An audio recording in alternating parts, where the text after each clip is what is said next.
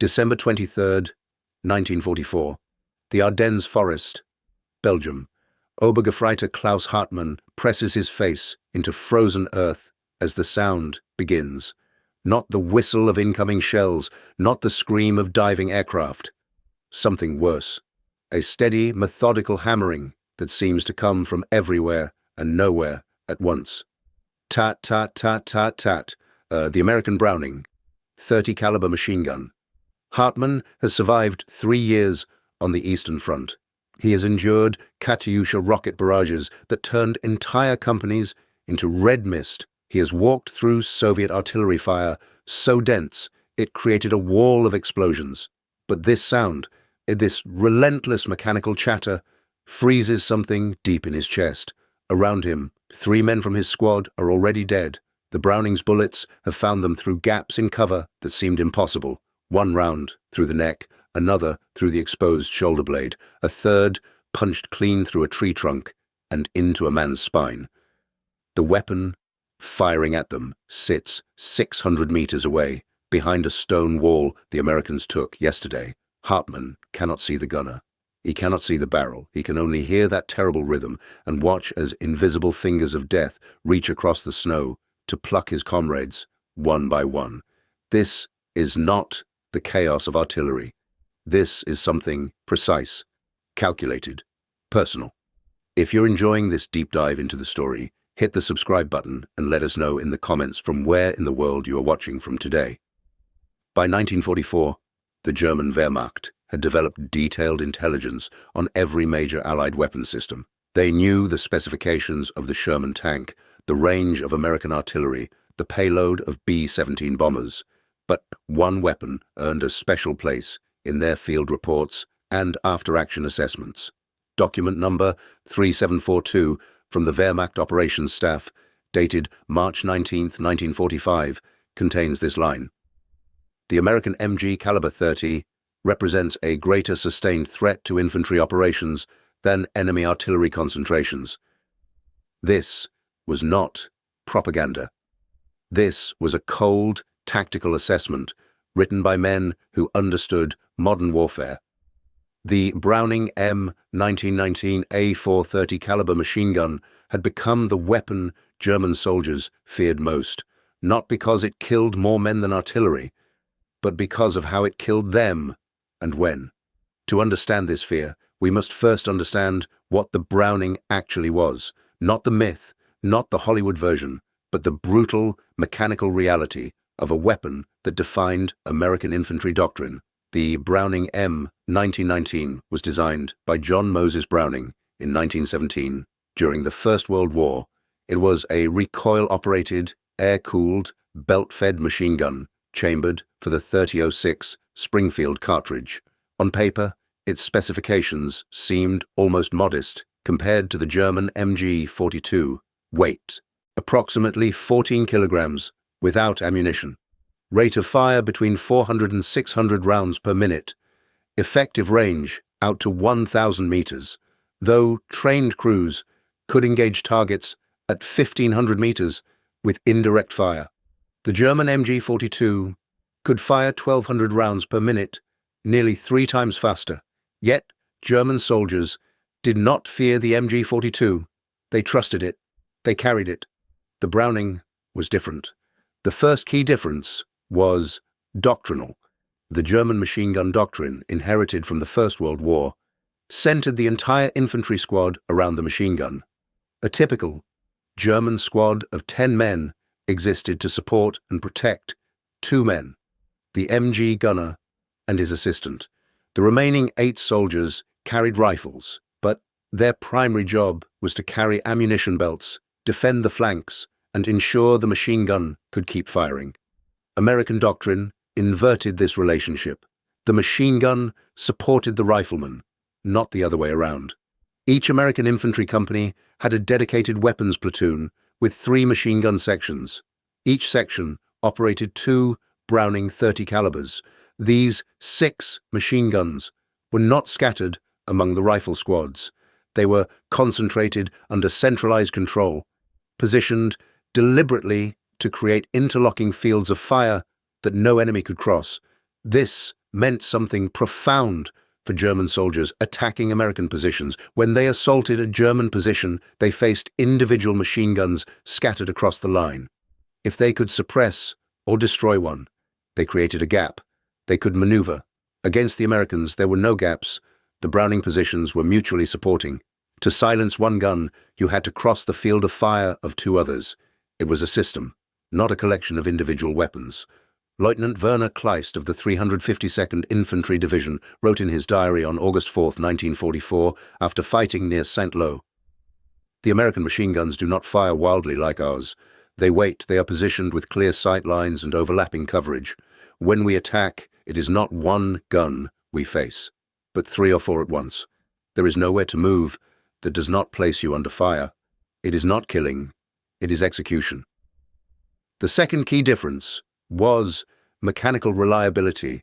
The MG-42 was a magnificent weapon, but it was complex.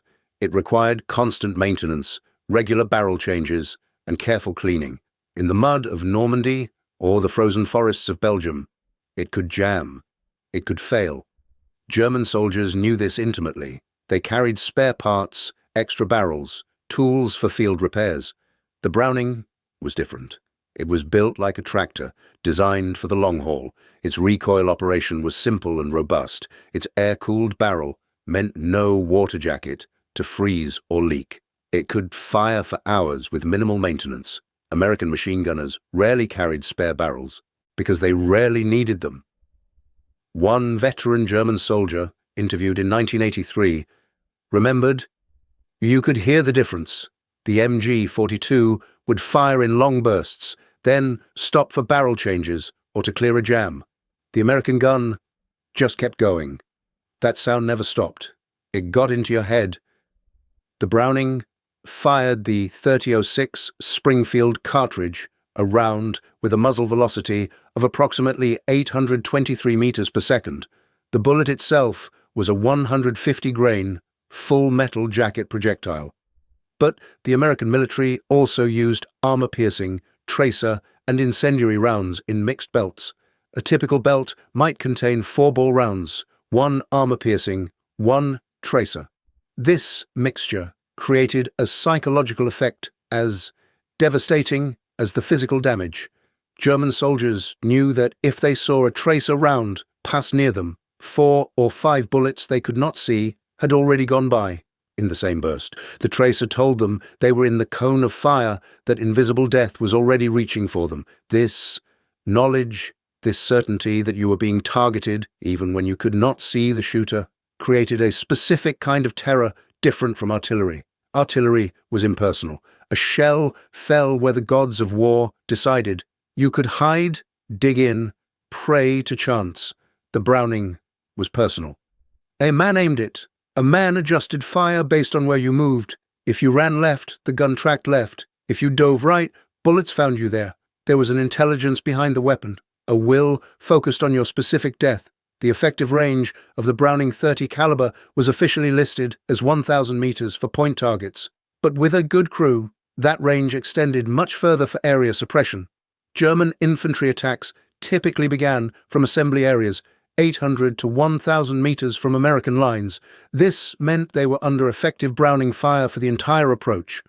One Wehrmacht training document from early 1945, titled Tactical Considerations When Facing American Defensive Positions, included this instruction: expect continuous machine gun fire from ranges beyond 800 meters.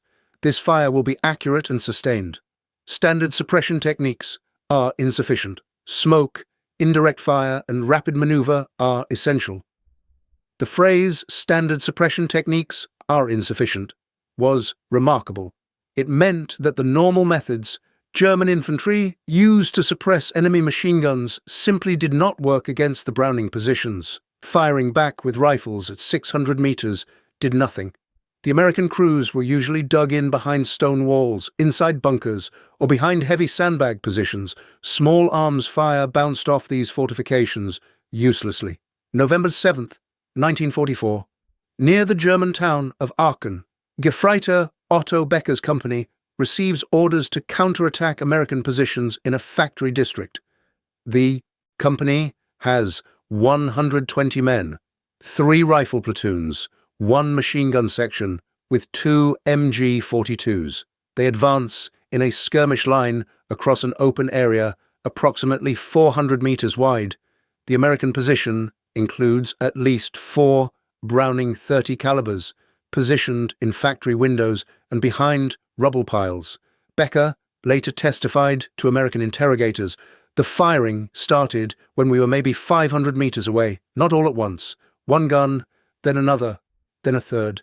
They did not spray bullets everywhere. Each gun fired in short bursts, maybe 10 or 15 rounds. Then the next gun fired, then the first gun again. It was like they were taking turns, making sure no part of our line could move. We tried to go to ground, but the bullets followed us down. They shot through the tall grass where we were hiding. Men started screaming, not from wounds, from fear. We could not see the Americans, but they could see us perfectly. The guns never stopped, not for 1 second. We tried to pull back. That is when it got worse. When we stood up to retreat, the fire increased. All 4 guns at once. We lost 40 men in 3 minutes. I only survived because I played dead in the grass for 2 hours until dark." Becker's account highlights the tactical sophistication of American machine gun employment. The guns did not fire simultaneously in one overwhelming burst. They fired sequentially, creating a rhythm that ensured constant suppression while conserving ammunition. This technique, called beaten zone discipline, was drilled into American machine gun crews during training. The beaten zone was the area where bullets impacted the ground or obstacles.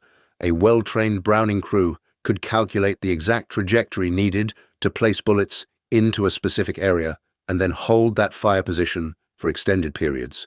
German soldiers discovered that once they were in a beaten zone, there was no safe movement. Standing meant death.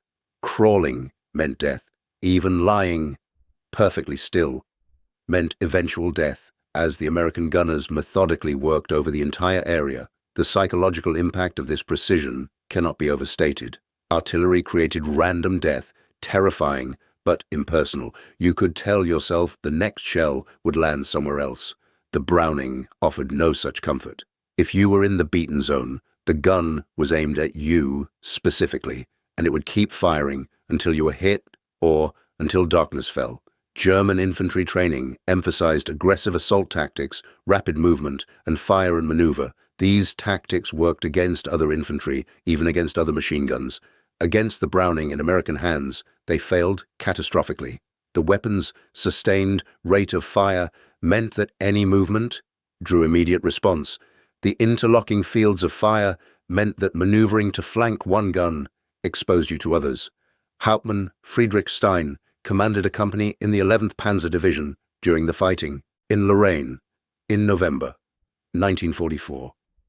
His after-action report, preserved in American archives, described an assault on an American-held village. "We attempted a standard flanking maneuver. First platoon would fix the enemy with fire, while second and third platoons moved through a drainage ditch to attack from the left. The Americans allowed first platoon to engage. Then their machine guns opened on the ditch. They had known it was there. They had pre-sighted it.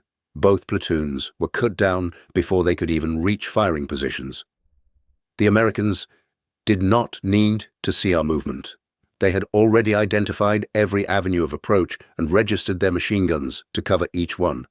We were fighting an invisible enemy who knew the terrain better than we did, who had prepared positions we could not penetrate, and who possessed weapons that never seemed to run out of ammunition." This last point about ammunition was critical. A German MG-42 team carried approximately 12 50-round belts, enough for 600 rounds total. Once that ammunition was expended, the gun fell silent until resupply arrived. American Browning teams operated differently. Each gun had at least 2,000 rounds immediately available, carried by the crew and nearby riflemen. The gun could fire continuously for extended periods without running dry. This difference in ammunition supply fundamentally changed the tactical equation. German machine gunners had to carefully manage their ammunition, firing in controlled bursts to make each belt last. American gunners could afford to be more liberal. They could fire longer bursts, maintain suppression for extended periods, and engage multiple targets in sequence without worrying about running out. From the German soldier's perspective, this meant the American machine gun fire never stopped. There were no pauses to exploit, no moments when the gun fell silent and allowed movement. The Browning kept firing and firing and firing until everyone in the beaten zone was dead or wounded or had managed to crawl far enough away to escape. The sound itself became a weapon.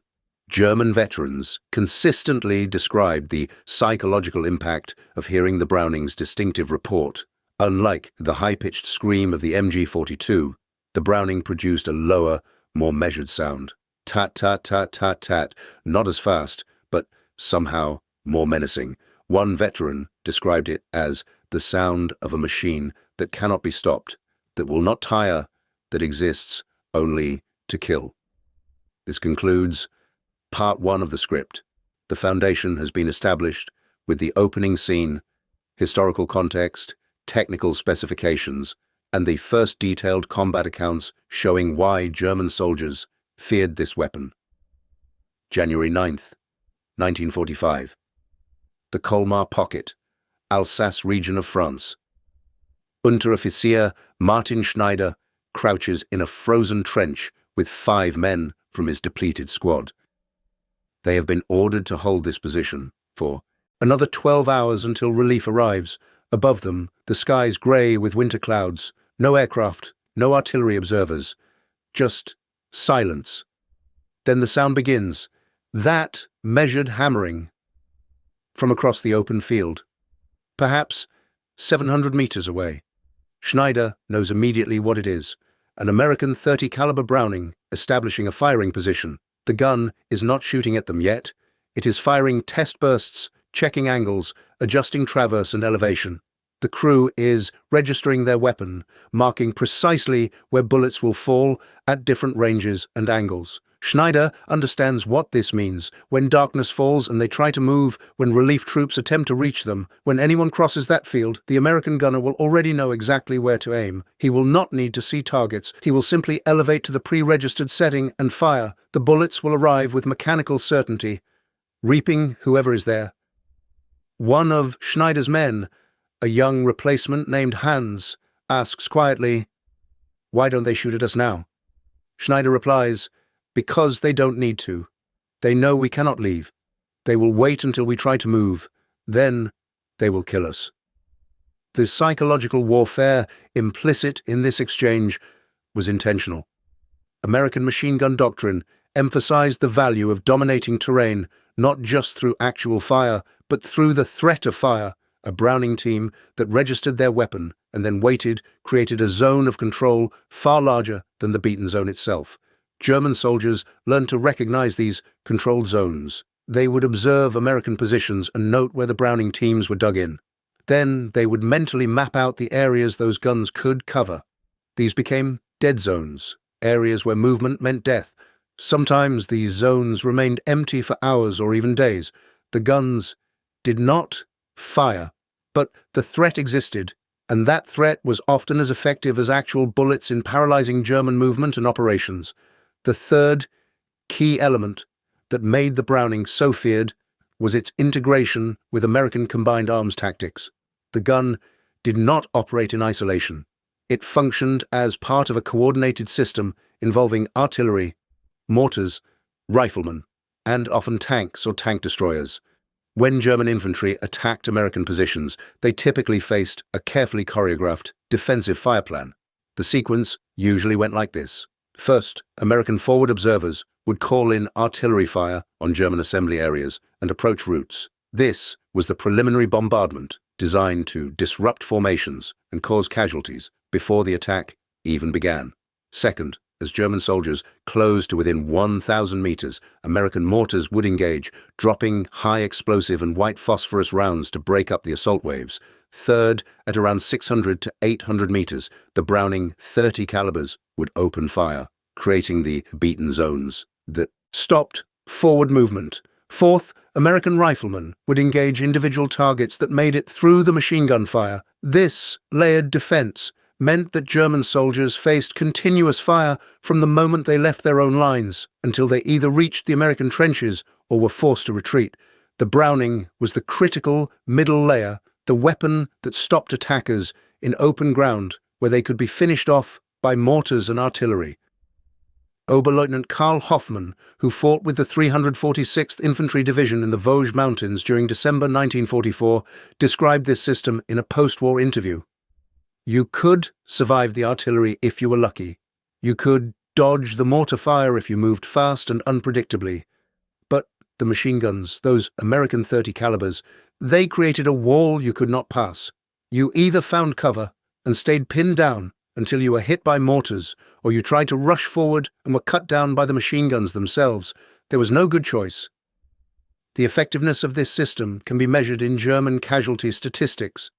Analysis of Wehrmacht medical records from the Western Front between June 1944 and May 1945 shows that approximately 38% of all German combat casualties were caused by small arms fire. Primarily machine guns. Artillery caused about 32%. The remaining 30% came from mortars, mines, and other causes. This distribution surprised post-war analysts who expected artillery to be the primary killer. But the numbers reflected tactical reality. Artillery could force soldiers to seek cover, but had difficulty achieving direct hits on dispersed infantry. Machine guns, firing at visible targets with flat trajectory weapons, achieved much higher hit rates once enemy soldiers were exposed in open terrain. The Brownings' role in this deadly equation was magnified by American defensive tactics. Unlike German forces, which often relied on linear defense, with machine guns distributed along the front line, American units created defense in depth. The forward positions contained riflemen and observers. The Browning teams were positioned deeper, usually 200 to 400 meters behind the main line of resistance, on elevated ground or in hardened positions. This placement gave the machine gun crews several advantages. First, they had clear fields of fire over the heads of friendly troops, allowing them to engage enemy attackers at maximum range without endangering their own men. Second, they were protected from direct assault. German infantry that overran the forward American positions still had to cross open ground under machine gun fire to reach the weapons platoon. Third, the elevated position often allowed the Browning crews to achieve enfilade fire, shooting along the length of German attack formations rather than head-on, maximizing casualties. February 14th, 1945. Near the Rohr River, Germany. Feldwebel Ernst Koch leads a platoon-strength counterattack against American forces that have seized a village. His mission is simple: retake the village, or at least disrupt the American consolidation. Koch has 40 men, mostly veterans, and good intelligence about the American positions. The attack begins at dawn. Koch's men advance using cover, moving between buildings and walls. They make it to within 300 meters of the village before the Browning opens fire. But this time, the fire comes not from the village, but from a small hill 500 meters to their left. The American machine gun crew has perfect enfilade fire along Koch's entire formation.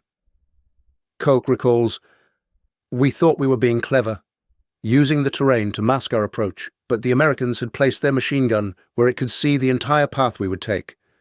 When they fired, the bullets came from our left side, not our front. Men fell in rows. There was no cover, because we had positioned ourselves thinking the threat was ahead. We lost 23 men in less than 2 minutes. We never even got close enough to fire back effectively." This use of enfilade fire, shooting along the length of enemy formations, was a fundamental principle of American machine gun employment. Training manuals emphasized that a machine gun should never fire directly at an attacking force if an oblique angle was available. Enfilade fire allowed a single gun to engage multiple targets simultaneously and made it nearly impossible for the enemy to find cover. Since cover from frontal fire offered no protection from fire coming from the flank, German soldiers learned to fear the moment when they realized the machine gun fire was coming from an unexpected direction. It meant the Americans had anticipated their route of attack, had prepared positions specifically to counter it, and were now executing a pre-planned fire mission. It meant they had walked into a carefully laid trap. If you find this story engaging, please take a moment to subscribe and enable notifications. It helps us continue producing in-depth content like this. The fourth element that made the Browning so psychologically devastating was its accuracy at extended range. The weapon was equipped with a graduated rear sight, adjustable from 200 to 1400 meters. More importantly, American machine gun crews were trained in indirect fire techniques, allowing them to engage targets they could not directly see. Indirect machine gun fire worked like miniature artillery. The crew would receive coordinates for a target area from forward observers or company commanders. Using a plotting board and basic trigonometry, they would calculate the correct elevation and deflection. Then they would fire over intervening terrain, dropping bullets into the target area from above. German soldiers caught in indirect machine gun fire often had no idea where the firing was coming from. And they would hear no gun report, see no muzzle flash, just the sudden crack of supersonic bullets passing overhead, followed by impacts all around them. The randomness of this fire, combined with the inability to identify the source, created profound psychological stress. Gefreiter Wilhelm Bauer, who served with the 277th Volksgrenadier Division in the Eifel region during February 1945, described an incident. "We were moving through a forest in what we thought was the rear area, maybe 2 kilometers behind the front. Suddenly, bullets started falling like rain. Men dropped everywhere. We could not see the Americans. We could not hear the guns. The bullets just appeared, cutting through trees, ricocheting off rocks, hitting men. We scattered and ran. I do not know how many we lost because everyone just fled." American machine gun crews practiced indirect fire techniques extensively. Each gun had a plotting board, aiming stakes, and range cards. The crew would survey their position, identify key terrain features, and calculate firing data for dozens of potential target areas. This preparation allowed them to engage targets rapidly and accurately without needing direct line of sight. The effectiveness of this technique was multiplied at night. Darkness negated most German tactical advantages. Their infiltration tactics, small unit maneuvers, and aggressive assault methods all relied on being able to see terrain and enemy positions. American machine gun crews with pre-registered firing data simply waited for reports of German activity and fired on those coordinates. The bullets found their targets whether anyone could see them or not. The contrast with artillery fire was stark and important for understanding German soldiers' greater fear of the Browning. Artillery was random, impersonal, and its effects were instantaneous. A shell either killed you or it did not. The explosion was over in a fraction of a second. You either survived or you died, and there was little middle ground. The Browning was different. Its fire was continuous, sustained, and personal. A machine gun burst might last 10 seconds. During those 10 seconds, dozens of bullets searched for you. You had time to understand you were being shot at, time to feel fear, time to try to find cover, time to pray. And if the first burst missed, there would be a second burst, and a third, and a fourth. The gun would hunt you until you were hit, or until you escaped its range. Hauptmann Dietrich Müller, a company commander in the 9th Panzer Division, who fought in Lorraine during autumn 1944, wrote in a letter home, "I would rather be under artillery fire for an hour than machine gun fire for 5 minutes. Artillery is the anger of God, random and terrible but brief. The American machine guns are like having death personally hunt you, patiently, methodically, never tiring." This sense of being personally targeted was not imagination. It was tactical reality. Each Browning crew had a specific sector of responsibility. Within that sector, they were trained to identify and engage targets systematically. A well-trained crew would scan their sector, identify movement, estimate range, adjust aim, and fire a burst. If the target dropped, they would watch to see if it moved again. If it did, they would fire again. They would continue this process for every target in their sector until relieved or until they ran out of ammunition. From the German soldier's perspective, This meant that if you were in that sector, you were being watched. If you moved, you would be shot at. If you were hit but not killed, you would be shot at again. And there was no safe movement, no moment to relax, no respite. The gun was always there, always watching, always ready. The sustained nature of Browning fire also prevented the most basic combat activity, rendering aid to wounded comrades. German military culture placed enormous emphasis on retrieving wounded soldiers from the battlefield. It was considered both a moral duty and a practical necessity, since every recovered soldier could potentially return to duty after treatment. Against artillery fire, there were pauses. Shells fell in salvos, then stopped while guns were reloaded or adjusted. These brief pauses allowed German stretcher bearers to dash forward, grab wounded men, and pull them to safety. Against the Browning, there were no pauses. The gun kept firing. Any movement to help a wounded man drew immediate fire. Sanitator, medic Peter Richter, who served with the 352nd Infantry Division in Normandy, recorded in his diary on July 18, 1944. 3 men wounded in a ditch, 20 meters ahead. I can see them.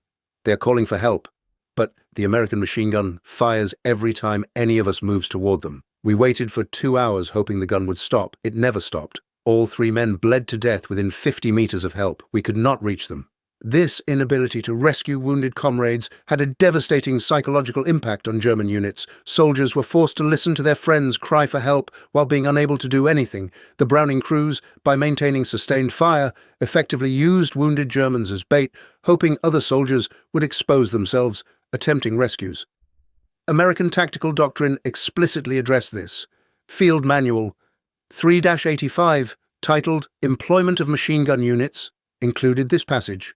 Enemy wounded lying in the beaten zone represent secondary targets of opportunity. Maintain observation of such individuals. Enemy attempts to render aid will expose additional targets and should be engaged immediately. This clinical approach to warfare horrified German soldiers, raised in a military culture that still retained some elements of chivalry and warrior honor. The idea that the enemy would deliberately prevent medical aid seemed barbaric, but from the American perspective, it was simply sound tactics. Every German soldier kept out of action, whether by death or by being pinned down trying to help wounded comrades, was one less soldier who could shoot back. The psychological accumulation of these factors, the precision, the sustained fire, the personal nature of the targeting, the inability to help wounded friends created a specific form of combat trauma that German military psychiatrists struggled to address. Medical records from Wehrmacht field hospitals show increasing rates of Kriegsneurose, war neurosis, diagnoses, specifically associated with prolonged exposure to American machine gun fire. One psychiatric evaluation from March 1945 found in captured German medical records described a soldier's condition. Patient exhibits severe anxiety response to any mechanical sound resembling machine gun fire. Unable to function in combat, recommended for non-combat assignment. Patient states he's not afraid of artillery or tanks, only of the American machine gun that never stopped shooting. This was not cowardice. These were experienced soldiers, often veterans of the Eastern Front where they had faced massive Soviet artillery barrages and tank attacks, but something about the Browning .30 caliber, about its methodical, sustained, personal application of violence, broke them in ways other weapons did not. The comparison to artillery becomes even more stark when examining survival strategies. Against artillery, German infantry developed clear tactical responses, and when bombardment began, you sought the best available cover, typically a foxhole or shell crater, and you waited it out. You made yourself as small as possible and trusted to chance. Once the barrage lifted, you emerged and resumed fighting. Against the Browning, these strategies did not work. A foxhole offered no protection because the machine gun could fire continuously at the same spot, eventually finding any gap in cover. Shell craters were death traps because the elevated American positions allowed plunging fire down into depressions. Staying motionless merely delayed death rather than preventing it, since American crews would systematically work over an entire area. The only effective responses were to either immediately assault the gun position, accepting heavy casualties in a desperate charge, or to disengage completely, pulling back beyond the weapon's effective range. Both options represented tactical defeat. The assault often failed and cost more casualties than it saved. The withdrawal meant abandoning objectives and ceding ground to the Americans. Oberst Colonel Heinrich Schreiber, who commanded a regiment in the 17th SS Panzergrenadier Division, wrote in an after-action report from January 1945, "Our men are no longer willing to cross open ground under American machine gun fire. They have learned that to do so is suicide. This creates a critical problem, as most tactical situations require movement across open terrain at some point. We are effectively immobilized by weapons positioned beyond range of our own small arms." This immobilization was perhaps the Brownings' greatest tactical effect. By creating zones of terrain that could not be crossed without prohibitive casualties, American machine gun teams channeled German attacks into predictable avenues where they could be engaged by artillery and mortars, or they prevented German attacks entirely, forcing stalemate and allowing American forces to choose when and where to advance. The German solution, when they had resources available, was to use heavy weapons. Tank main guns, assault guns, or heavy mortars could destroy fortified machine gun positions. But by 1945, German forces on the Western Front had limited armor and ammunition. The Americans, meanwhile, had seemingly unlimited supplies of .30 caliber ammunition and could replace destroyed Browning guns within hours. This asymmetry of sustainability was another factor in German soldiers' fear of the weapon. They knew that even if they managed to silence one Browning, another would take its place. The Americans could afford to lose guns and crews. The Germans, attacking with dwindling resources, could not afford the casualties required to overcome the machine gun defenses. March 17th, 1945. The west bank of the Rhine River near Remagen. Lieutenant Wolfgang Fischer stands in the ruins of what was once a stone farmhouse, looking across 300 meters of open field toward the American bridgehead. His battalion has been ordered to counterattack, to push the Americans back across the river, to destroy the bridge they captured intact 3 days ago. Fischer is 24 years old. He has been an officer for 8 months. Of the 42 men in his platoon, only 19 are veterans. The rest are boys of 16 and 17, or men over 40, called up from the Volkssturm. They have rifles and Panzerfausts and very little training, and they must cross that field. Fischer knows what waits for them. He has seen the American positions through binoculars, at least 6 Browning .30 caliber machine guns covering every meter of approach. The guns are dug in behind the rubble of destroyed buildings with interlocking fields of fire. There is no covered route, no way to flank, just 300 meters of open ground that must be crossed at a run. He gathers his men and tells them the truth. When we go, many of us will die.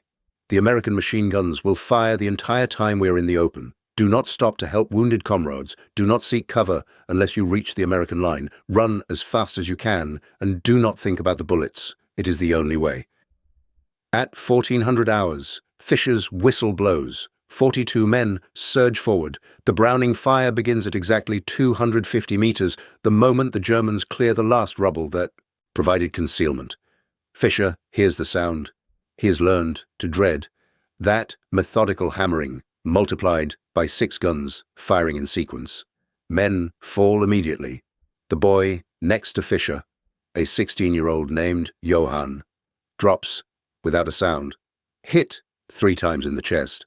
Another soldier makes it 10 more meters before a burst cuts his legs from under him. Fischer keeps running. The beaten zone is everywhere. Bullets snap past his head, kick up dirt at his feet, punch through the bodies of men already fallen. At 100 meters, Fischer looks back. Of 42 men, Only 7 are still on their feet. The rest are dead or wounded, scattered across the field. The 7 survivors dive into a drainage ditch. The American machine guns adjust fire, bullets cracking overhead. Fisher tries to organize an assault from the ditch, but 2 more men are hit by plunging fire.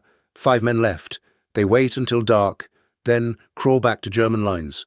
The counterattack has failed before reaching even halfway to the objective. 37 casualties in less than 4 minutes of combat.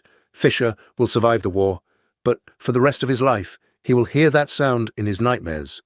Tat-tat-tat-tat-tat. The sound of the American machine gun that could not be stopped. The battle for the Remagen bridgehead lasted from March 7th to March 25th, 1945. German forces threw 7 divisions into counterattacks, attempting to destroy the bridge and eliminate the American foothold on the east bank of the Rhine. Every attack faced the same defensive system: interlocking machine gun fire from Browning .30 calibers, supported by artillery and airstrikes. German casualties during the Remagen fighting totaled approximately 11,000 men killed, wounded, and missing. American casualties were roughly 1,000. The casualty ratio of more than 10 to 1 reflected the devastating effectiveness of prepared defensive positions centered on machine gun fire. German after-action reports from Remagen consistently identified American machine guns as the primary cause of casualties and the main obstacle to successful attacks. One report from the 106th Panzer Brigade, dated March 20th, 1945, stated bluntly, "Attacks across open terrain against American machine gun positions are not tactically feasible with available forces. Casualties are prohibitive. Alternative approaches must be developed or attacks suspended." But there were no alternative approaches. The terrain around Remagen offered limited covered routes. The Americans had positioned their machine guns to cover all likely avenues of attack, and German forces lacked the artillery ammunition and air support needed to suppress the machine gun positions before infantry assaults. The result was tactical paralysis. German units could not advance without suffering catastrophic losses, but they could not withdraw without violating direct orders from Hitler to eliminate the bridgehead. This situation repeated itself across the entire Western Front during the final months of the war. German forces found themselves trapped in defensive positions or ordered to conduct counterattacks against American defenses built around the Browning .30 caliber. The weapon had become the cornerstone of American tactical success, the foundation upon which all other elements of combined arms warfare rested. The broader strategic impact of the Browning's effectiveness can be measured in operational tempo. Between June 1944 and May 1945, Allied forces in Western Europe advanced from the Normandy beaches to the Elbe River, a distance of approximately 900 kilometers in 11 months. This represented an average advance of about 3 kilometers per day across a broad front. German defensive doctrine relied on slowing enemy advances through a combination of prepared positions, counterattacks, and delaying actions. The goal was to trade space for time, falling back methodically while inflicting casualties and buying time for reserves to arrive or for political solutions to emerge. This strategy required German forces to be able to hold positions temporarily, inflict casualties on attackers, and then withdraw in good order to the next defensive line. The Browning .30 caliber disrupted this strategy at the tactical level. When German forces attempted to hold positions, American machine gun fire pinned them down, while artillery and airstrikes destroyed them. When they attempted to counterattack, the machine guns stopped their advances with prohibitive casualties. When they attempted to withdraw, the guns inflicted heavy losses on troops moving in the open. General Oberst Alfred Jodl, chief of the operations staff of the German Armed Forces High Command, noted in his diary on January 15, 1945, "Our infantry in the West report that American machine gun fire makes organized defense increasingly difficult. Units cannot maneuver under fire. Casualties in any movement are excessive. We're losing the tactical initiative at the squad and platoon level, which ultimately determines the outcome of engagements." This loss of tactical initiative manifested in concrete ways. German squads that would have aggressively patrolled and raided American positions on the Eastern Front instead remained in their foxholes on the Western Front, unwilling to expose themselves to machine gun fire. German platoons that would have launched immediate local counterattacks to recapture lost positions instead waited for darkness or for heavy weapons support that often never arrived. The cumulative effect was that American forces could seize and hold terrain more easily in the West than Soviet forces could in the East, despite the Germans generally deploying better quality units against the Soviets. The difference was not in German fighting spirit or tactical skill, it was in the specific challenge posed by the American machine gun defense system, which German tactical doctrine and available weapons could not effectively counter. The personal cost of this tactical reality fell on individual German soldiers who found themselves ordered to attack positions they knew were defended by Browning .30 calibers. Many of these men were veterans of the Eastern Front who had survived massive Soviet offensives. They had crossed ground, swept by Maxim machine guns, had assaulted positions defended by heavy machine gun companies, had fought their way through Soviet defensive belts that bristled with automatic weapons. But there was something different about facing the American Browning. Obergefreiter Franz Kessler, who fought on both fronts, explained it in a 1978 interview. The Russians had more machine guns than we did. Many more, but they fired them wildly, spraying bullets everywhere. You could time their bursts, wait for reloading, and move during the pauses. The Americans were different. They fired with discipline, short bursts, aimed carefully, guns positioned to cover each other. There were no pauses to exploit, and they never seemed to run out of ammunition. This contrast in machine gun employment reflected fundamental differences in military doctrine and training between the Soviet and American armies. Soviet machine gun tactics emphasized volume of fire and aggressive use of weapons in the assault. Machine guns were often fired from the hip while advancing, creating suppression through sheer quantity of bullets rather than precision. American tactics emphasized deliberate positioning, careful aim, and sustained fire. Machine gun crews were trained to fire in 6 to 9 round bursts, allowing them to observe fall of shot and adjust aim between bursts.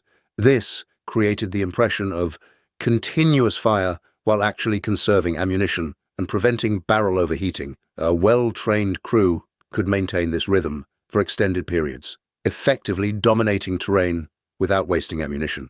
The Germans had developed similar techniques for the MG-42, but lacked the ammunition supply and logistical support to employ them consistently by 1944. Wehrmacht machine gun crews on the Western Front often operated with limited ammunition, forcing them to be more conservative in their fire discipline. This created a tactical disadvantage. German machine guns would fire in short bursts and then fall silent while crews carefully selected the next target.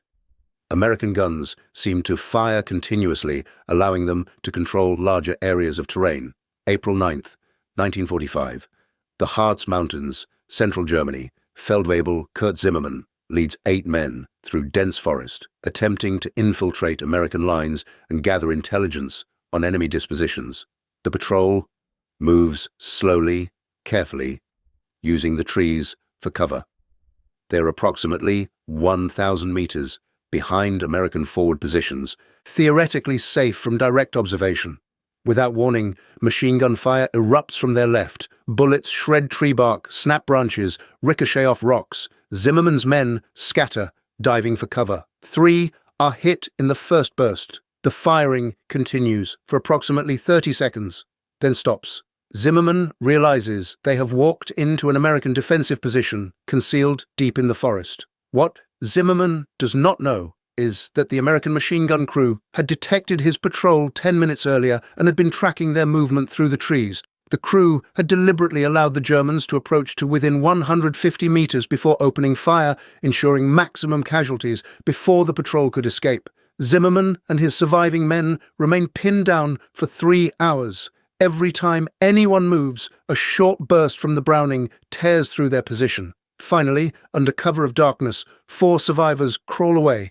8 men had entered the forest. 4 returned. They had never seen the American machine gun position and had no idea how many enemy soldiers were there. For all they knew, they had been pinned down by a 2-man crew operating a single weapon. This incident illustrated another dimension of the Browning's tactical effectiveness, its force multiplication capability. A well-positioned machine gun crew could hold terrain and dominate approaches far beyond what their numerical strength would suggest.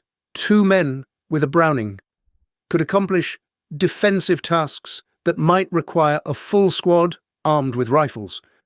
American defensive doctrine exploited this force multiplication systematically. Infantry companies would establish defensive positions with minimal forces on the line, keeping the bulk of the company in reserve. The forward positions relied on machine guns to provide firepower, with riflemen serving primarily as security for the gun crews, and as a reserve to counterattack any enemy that broke through.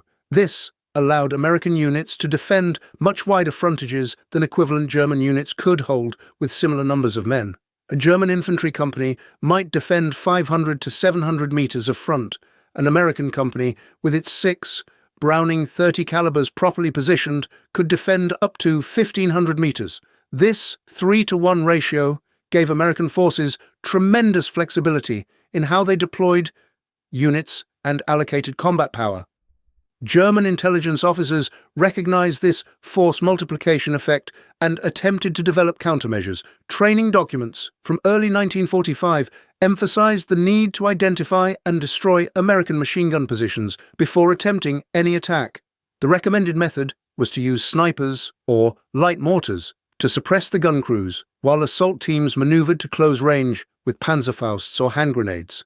In practice, this approach rarely worked. American machine gun positions were typically well protected by sandbags, log, overhead cover, or stone walls. Sniper fire and light mortar rounds had difficulty penetrating these defenses, and any assault team attempting to close with a machine gun position had to cross the beaten zone under fire, which usually resulted in the assault team being destroyed before reaching effective range of their weapons. The fundamental problem was that the Browning 30 caliber was a defensive weapon employed by an army that excelled at defensive preparation. The Americans had time, resources, and engineering support to build proper fortifications for their machine guns. They had abundant ammunition to sustain fire for extended periods. They had artillery and mortar support to break up German attacks before they reached the machine gun line. And they had the tactical doctrine that emphasized mutual support and interlocking fires. German forces, by contrast, were increasingly forced onto the offensive by Hitler's refusal to allow voluntary withdrawals. They had to attack positions that favored the defender with dwindling resources against an enemy who had mastered defensive machine gun employment. The result was predictable and terrible. The casualty statistics tell the story. German combat losses on the Western Front between June 1944 and May 1945 totaled approximately 400,000 killed and wounded in direct combat, not including prisoners of war. American sources estimate that 30 to 40% of these casualties were caused directly by small arms fire, primarily machine guns. This suggests that the Browning 30 caliber and similar weapons accounted for between 120,000 and 160,000 German casualties during the 11-month campaign. To put this in perspective, that is roughly equivalent to the population of a medium-sized city eliminated by a weapon that weighed 14 kilograms and cost approximately $200 to manufacture. The return on investment, measured in pure military terms, was extraordinary. Each Browning gun deployed on the Western Front probably caused dozens of enemy casualties over its service life. Thank you for watching. For more detailed historical breakdowns, check out the other videos on your screen now, and don't forget to subscribe. From the German soldier's perspective, these statistics were not abstract numbers. They represented friends, comrades, brothers who had died trying to cross open ground under machine gun fire. Every German infantryman on the Western Front knew someone who had been killed by American machine guns. Every squad had stories about attacks that failed because the Browning fire was too intense to overcome. This collective trauma, the accumulated weight of losses to a weapon that seemed unstoppable, created a deep psychological scar on German forces in the West.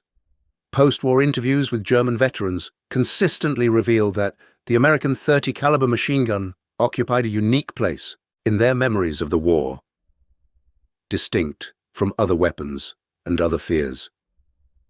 Gefreiter Hans Becker, who fought from Normandy to the final surrender, said in a 1985 interview, "I have been asked many times what I feared most in the war. People expect me to say tanks or aircraft or artillery. But the truth is, I feared the American machine gun more than anything else. The others could kill you. Yes, but the machine gun hunted you. It was personal, and it never stopped." This sense of being personally hunted was not limited to those moments when the gun was actually firing. The mere presence of Browning positions influenced German tactical decisions at every level. Patrol routes were planned to avoid known machine gun fields of fire. Attack plans were constrained by the need to minimize exposure to machine gun positions. Withdrawal routes were selected based on which paths offered the most cover from American automatic weapons. The weapon had achieved something beyond its immediate destructive effect. It had created a psychological dominance over German tactical thinking. Commanders planned operations assuming they would face Browning machine guns and that those guns would be positioned effectively and employed with skill. This assumption shaped every tactical decision and often led to overcautious approaches that sacrificed initiative and momentum. Hauptmann Rudolf Steiner, who commanded a company in the 6th SS Mountain Division, described this psychological effect in his memoirs published in 1963.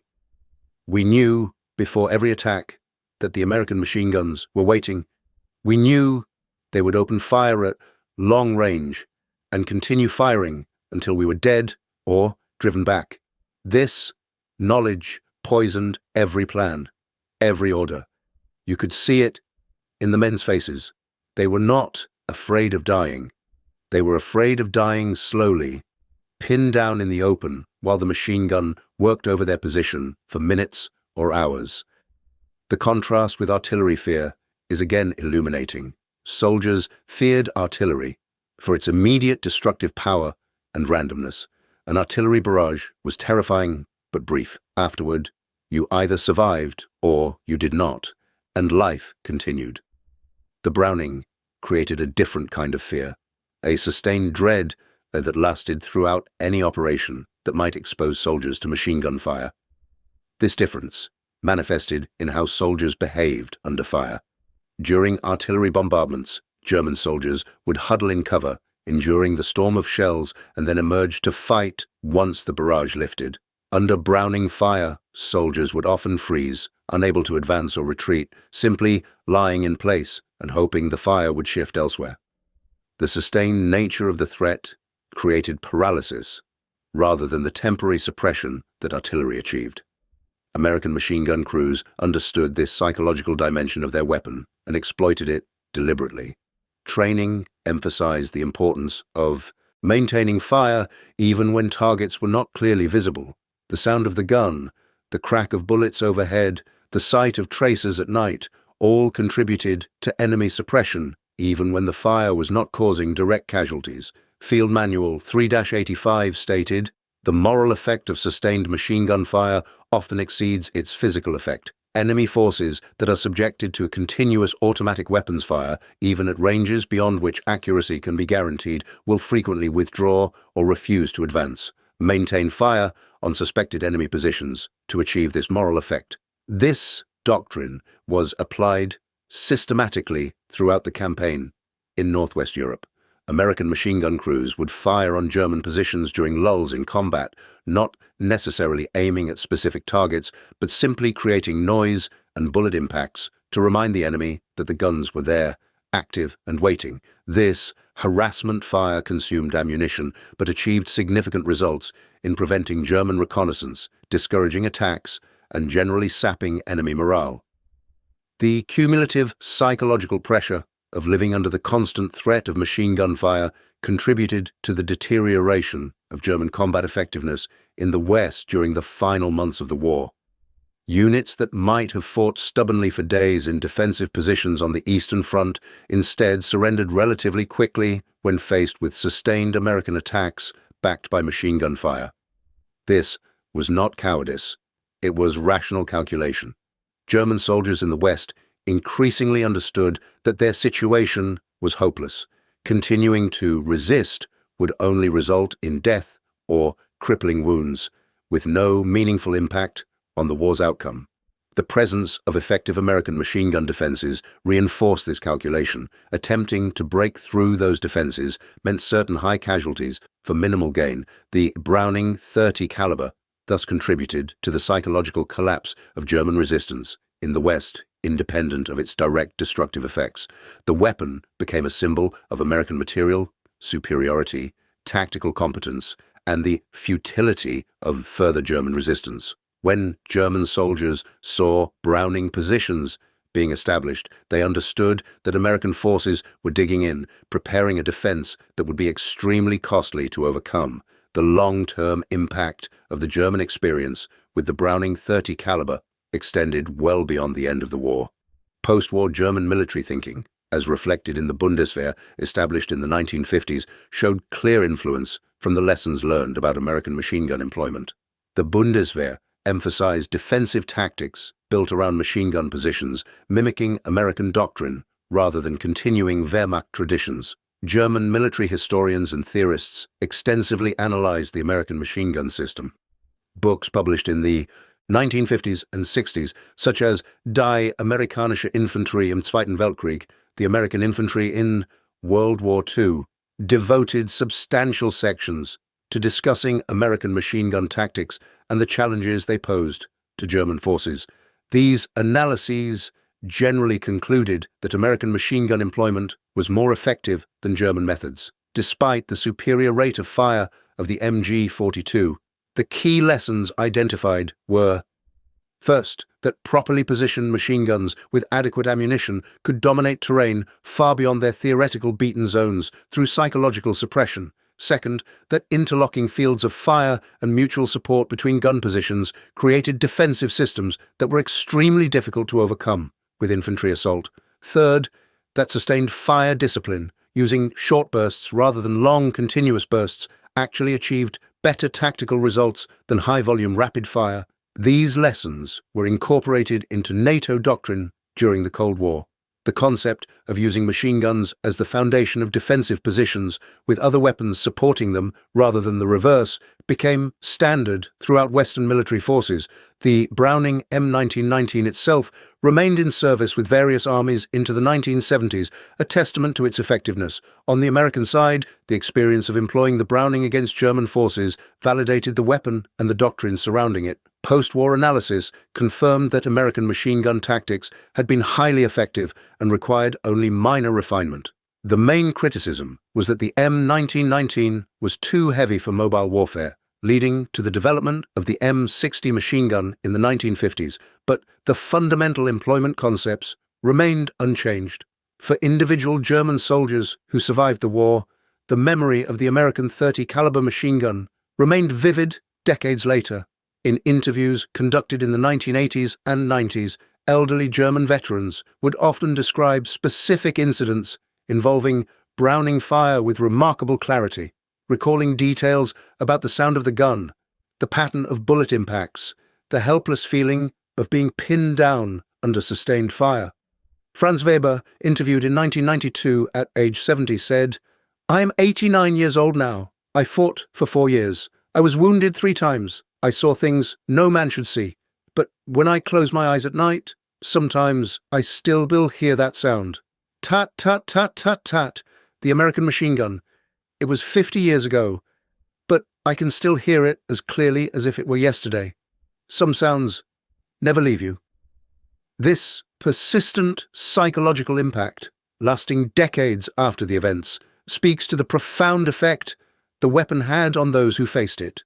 The Browning .30 caliber was not just another weapon. It was an instrument that shaped tactical reality, influenced strategic outcomes, and left lasting psychological scars on an entire generation of German soldiers. The question of why German infantry feared the Browning more than artillery ultimately comes down to the nature of the threats they represented. Artillery was powerful, destructive, and terrifying, but it was impersonal and brief. You could not take artillery personally. It was simply the random violence of war, striking wherever fate directed it. The Browning was different. It was personal. A man aimed it at you specifically.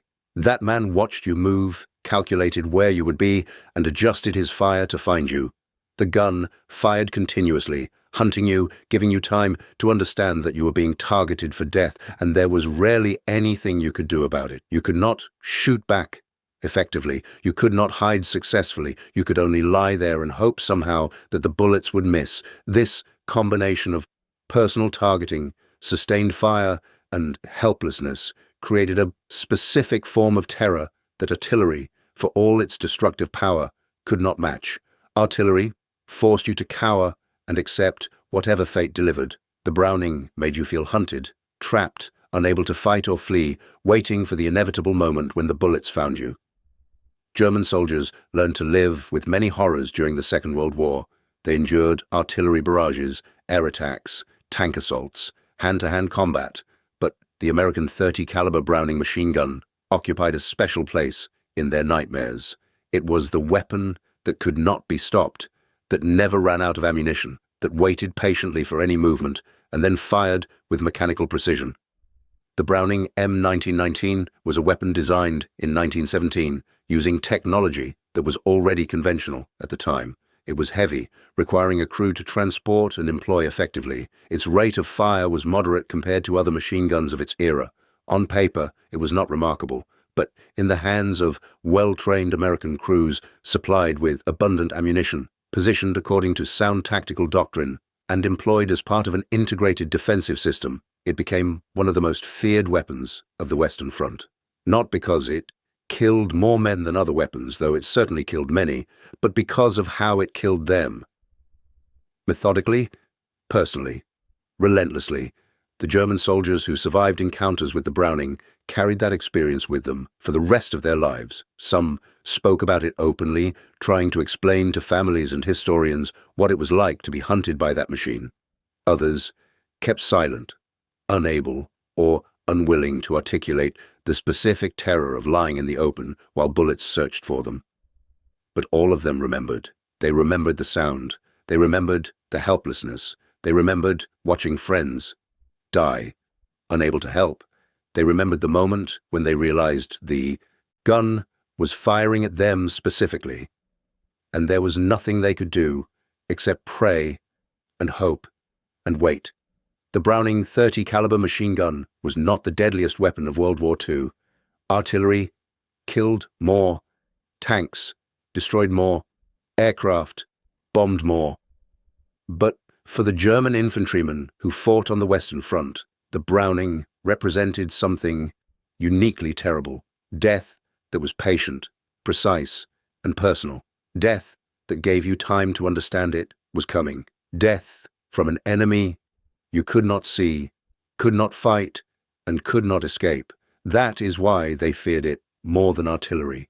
That is why, decades later, old men would still wake at night, hearing that sound. Tat, tat, tat, tat, tat. The sound that never stopped. The sound of the American machine gun.